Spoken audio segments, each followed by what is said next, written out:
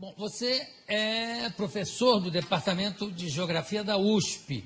E o que é que você estuda especificamente? Climatologia, é isso? Climatologia antártica, do continente antártico, já há 20 anos. É só do continente antártico? É a minha especialidade, mas o resto também. Sim, não. Não tem como separar. Claro. E você esteve na Antártida algumas vezes? 2 vezes já. O que você acha das teorias de que o aquecimento global está derretendo o gelo do continente? Começa que já nem é uma teoria, é só uma hipótese. Então ela não carece de prova científica. Então é isso que é o pior. Você tá... Não carece de não tem prova científica do aquecimento global. São 26 anos, na verdade são 3.000 anos que essa história já existe. Nossos pesquisadores da equipe da Climagel já foram buscando essa informação. Já se discutiu isso nas ágoras das póleis gregas. Se cortasse árvore ia mudar o clima do planeta. Na Grécia Antiga já se discutiu? No Senado Romano se faria ou não os aquedutos porque ia mudar o clima. E por aí foi. Até hoje nós estamos com essa historinha, a mesma coisa. O clima vai mudar, o homem mexe no planeta, não sei o quê, e não mexe nada. Mas é engraçado, tem relatos de uma civilização, não sei se é a Inca ou se é Azteca, aonde eles iam cortando florestas para usar essa madeira, inclusive para queimar essa madeira, com aquecimento, etc. E à medida, quando chegaram nas últimas árvores, que acabou a floresta, que a civilização também começou a cair, a entrar em decadência. Não tem nada a ver uma coisa com a outra. Você destruiu aqui, não tem uma consequência? Não pode ficar... Tem que tomar muito cuidado com isso, porque isso são ações locais e não são ações planetárias. Mas no local funciona. Mesmo assim, a alteração é muito pequenininha. A cidade de São Paulo faz o seu microclima, por exemplo. Assim não. Aí o clima global é outra coisa. Mas o discurso desse pessoal é que a cidade altera o clima do planeta. Portanto, a cidade tem que se adaptar à mudança do clima, que ela mesma fez. Mas espera aí, raciocínio circular, né? Agora, como é que... Quer dizer que a água não está... O gelo não está derretendo lá? Não, o gelo derrete e congela de novo. Tem os seus ciclos, Isso já é muito conhecido desde o final da Segunda Guerra Mundial. Primeiro que o próprio cenário de guerra era o cenário polar, A gente está acostumado a sempre ver o mundo no planisfério, acha que os Estados Unidos estão de um lado de cá, a Rússia está do outro lado, eles vão se matar por mísseis por cima do Atlântico, Não, eles vão se matar em cima do polo, Claro. Na verdade, eles estão pertinhos um do outro, Então, o conhecimento do gelo, já na época militar, já é muito difundido. Então, o próprio Ano Geofísico Internacional, 1957 até 58, estendido até 59, a primeira missão dos americanos foi atravessar o polo e, inclusive, colocar um submarino nuclear no polo. Embaixo da Isso, calota. exatamente. Foi o submarino Nautilus, que conseguiu, em 57, atravessar o polo todo. E o submarino Skate, ele conseguiu furar o gelo, quer dizer, eles já sabiam exatamente aonde estão as polinhas, que são as aberturas do gelo do Ártico, para poder colocar a arma de guerra lá. Então o clima e militarismo está sempre andando junto, Tudo está andando junto com o militarismo. Como é que é o negócio do nível do mar? Não está subindo ano? Não, o nível do mar continua no mesmo lugar. Tem essa história também. As calotas estão derretendo. Não. Primeiro que se fosse derreter alguma coisa, teria que ser a Antártida. Então, aí sim você teria uma elevação do nível considerável. Mas para derreter a Antártida, cá para nós, você tem que ter uma temperatura na Terra, assim, uns 20 ou 30 graus, muito mais elevado. Sim, mas a medição do nível do mar está subindo? Não, ele tem pequenas variações. Por exemplo, só o El Niño, que é um fenômeno completamente natural, varia o mar meio metro. E aí, os piores cenários do IPCC, que é o painel intergovernamental para a mudança do clima, o pior cenário deles é 50 centímetros. Em quanto tempo? Em 100 anos. Mas não tem uma medição feita pelo Capitão Cook? Tem. Tá, de quando é? Acho que é 1780, mais ou menos. E de lá para cá? No mesmo lugar. O nível do mar está no mesmo lugar. Então, que alívio que você me dá. Isso, nossa. Não, tem uma situação mais engraçada. que eu fui fechar minha conta num banco que se diz sustentável, essas coisas, eu odeio essa história, né? E, não, mas o senhor faz o quê? Eu sou professor de climatologia.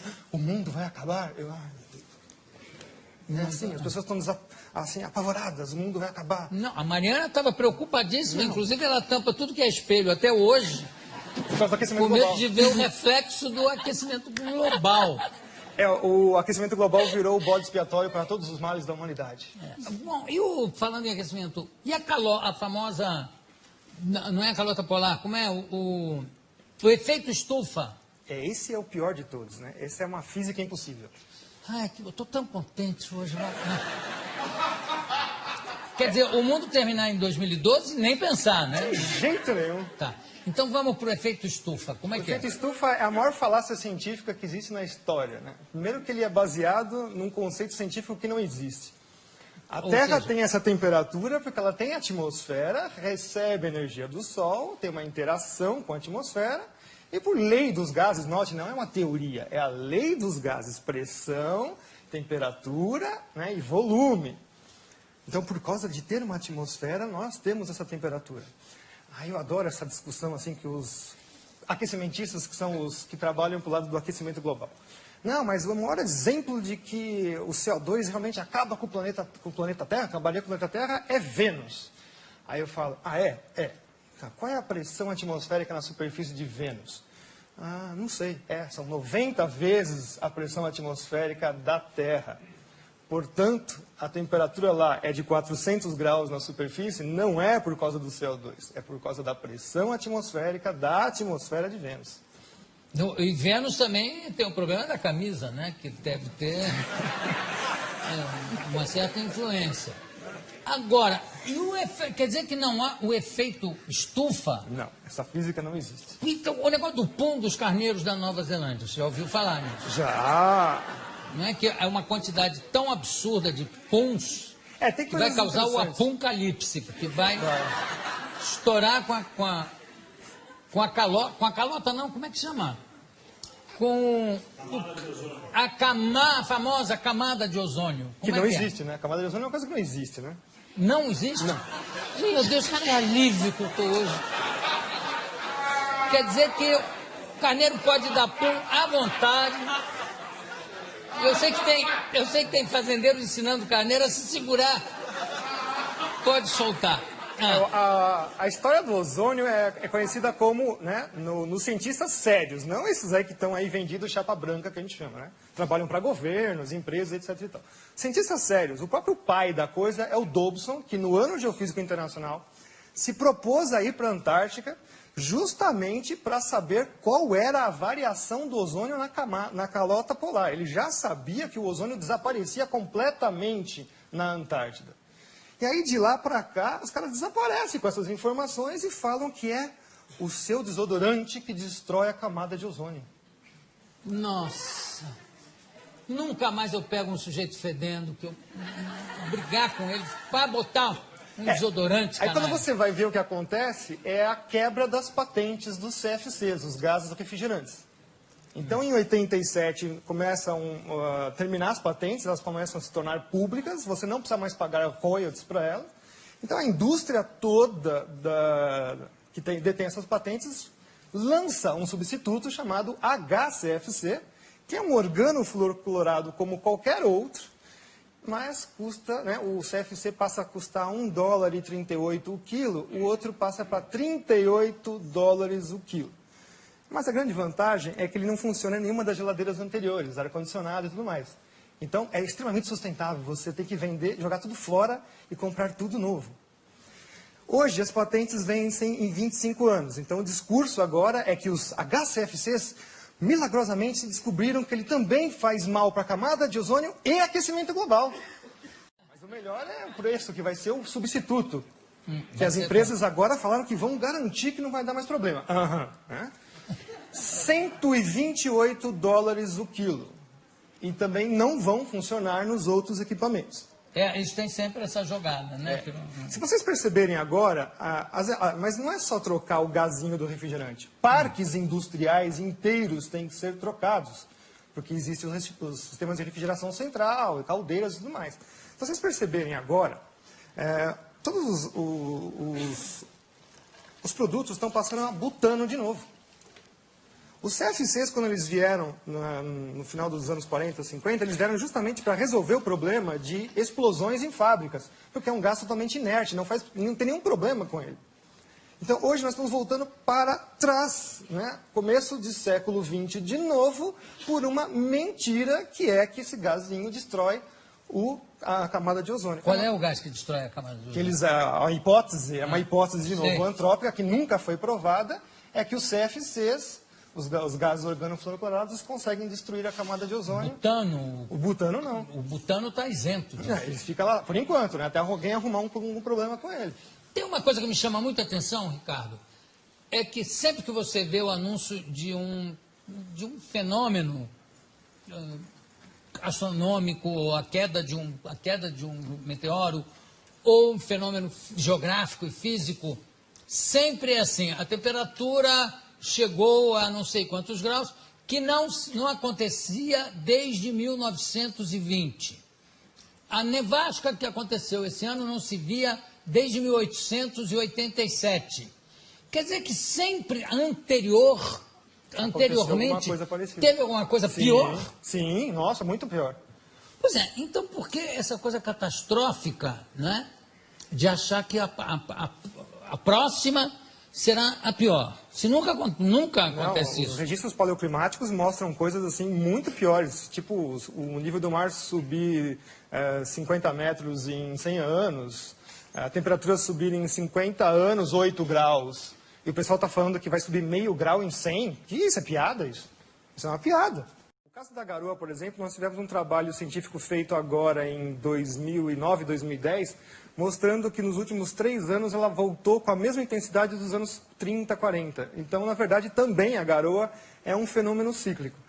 O que carece hoje em dia muito é a observação. Nós temos pouca observação realmente dos fenômenos climáticos dentro da cidade. A gente até fala que é o clima citadino, na verdade, né? Em geral, nós temos também pouca observação. A partir dos anos 90, fechou-se estações meteorológicas no mundo inteiro. O próprio presidente Collor de Mello fechou diversas estações meteorológicas aqui no Brasil também. Então, a gente carece bastante de informação meteorológica in loco. Os satélites medem, mas sempre tem assim um problema de método, enfim, não é uma coisa tão fácil. A influência do desmatamento no clima global? Não existe. Não, infelizmente. Não existe? Não. E no clima local? Mais ou menos. Uma coisa que as pessoas também não sabem... Quer dizer, a Amazônia, então, não é o pulmão do Não, mundo? tem que tomar cuidado. Não, nunca foi. Nunca foi. Nunca foi. Essa teoria já foi derrubada nos anos 80. Já. Não são é nem os a oceanos. pleura, nada? Não, são os oceanos. Tenho aqui ao meu lado o professor Ricardo Augusto Felício, climatologista, estamos falando sobre clima. A gente fechou o último bloco falando para minha desolação que a Amazônia não é o pulmão do mundo. E não tem influência, o desmatamento não tem influência no clima? Tem que tomar cuidado com isso, porque quando eu falo isso, significa que eu estou autorizando a destruir a floresta. Não, de forma... Mas a gente tem que tomar cuidado, porque o aporte do ambientalismo é esse contra as pessoas que falam... negam a hipótese do aquecimento global. Né? Então, você mistura tudo dentro de um saco de gatos. Você fala, tá vendo? Esse cara está autorizando a gente destruir a floresta. Não, a Amazônia está lá, não é para ser destruída. Aliás, eu acho que nem é possível destruir a Amazônia, porque grande parte dela está plantada embaixo, quer dizer, é embaixo d'água, você para chegar na raiz seria, né? São 6.000 quilômetros desse novo aquífero que descobriram embaixo da Amazônia. Ganha do aquífero Guarani. Recentemente descoberto. Eu não faço ideia do que seja 6.000 quilômetros. Deve ser importantíssimo. Vai ter 6.000 quilômetros. Haja aquífero aí. E o negócio da floresta, como é que é a floresta da chuva? Como é que é? Na verdade, assim, a gente tem que entender que quem manda no planeta são os oceanos. Aí, por acaso, existem continentes. São 3/4 da superfície do planeta com água. Então, a maior parte da troca de massa e energia com a atmosfera é feita com os oceanos. Então, de vez em quando, eles ficam com pena, coitadinho dos continentes, né? Aquela coisinha de nada, joga um pouquinho de água para eles. E se jogar um pouquinho de água para eles, já faz todos os desastres que a gente imagina. Bom, a principal entrada de água para os continentes vem na parte tropical, que são os ventos alísios. Todo mundo já ouviu falar, estudou na escola um monte de vezes isso daí. O próprio Köppen, que é uma das primeiras pessoas que estudou climatologia lá no século XVIII, XIX, né, começando esses estudos, ele falou assim, mas como é que eu vou estudar o clima, que a atmosfera é uma coisa que é invisível, altamente dinâmica e não dá para fazer nada? Bom, ele conseguiu verificar que a vegetação respondia ao clima. Então ele viu assim, olha, gozado, né? Nessa parte toda do planeta, salvo algumas exceções regionais, você tem florestas extremamente virtuosas, imensas, e é justamente onde chove bastante, onde você tem as principais células de trovoadas, né? Os relâmpagos fixam nitrogênio na chuva e, portanto, jogam isso na superfície. Então tem toda uma simbiose aí entre os fenômenos da atmosfera. Então, as florestas, o nome técnico da floresta em inglês, por exemplo, eles chamam rainforest, né? Então, florestas de chuva. A floresta está lá porque chove, não chove porque tem floresta, vocês entenderam? Então, quer dizer que se você cortasse, vamos supor que vamos fazer assim um cenário hipotético, já que eles adoram fazer cenários, vamos fazer também. Vamos supor que você tira toda a Amazônia de lá, tira tudo lá, 20 anos depois está tudo de novo nascendo. Tudo de novo nascendo, tudo de novo.